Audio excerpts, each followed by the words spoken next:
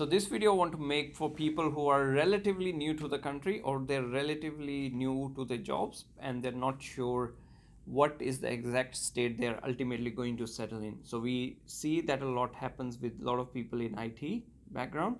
So they might have a good job in Melbourne, but suddenly after 1 year they might have to shift to Sydney or even Darwin sometimes, because they really get some really good opportunities in other states, which their pay package is much higher, or they get a managerial level role.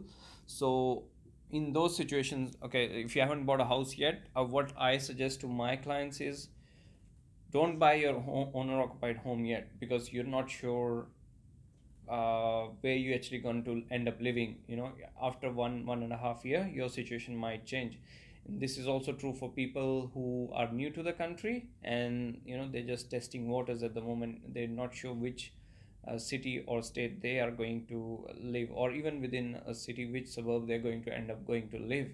So, and also for people who are looking for schools for the kids and they're not sure where the kid is going to go to, which school and which suburb. So for those kind of people who are a little bit unsure, but they have some money, they have a good job, and what I would suggest to them is, you still buy an investment property. It might not be in the area that you ultimately go and live in, but at least you've started your investment journey. You don't want to wait for 2 years until things settle down and see what's happening, where you're going to ultimately going to live.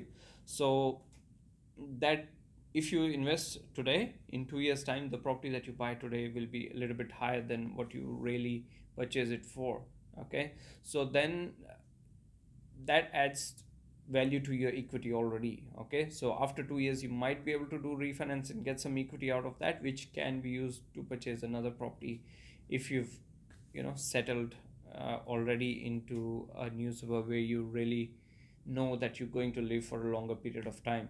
So there's no point in buying a property, let's say for 800,000 in inner city of Melbourne, and then after 1.5 year your job shifts towards Sydney, and then this house, of course it's a rented, it's going to be rented, but ideally you should buy a smaller level property, let's say around 500,000, and then if you need to buy another house in the next 2 years, you still have the affordability to buy.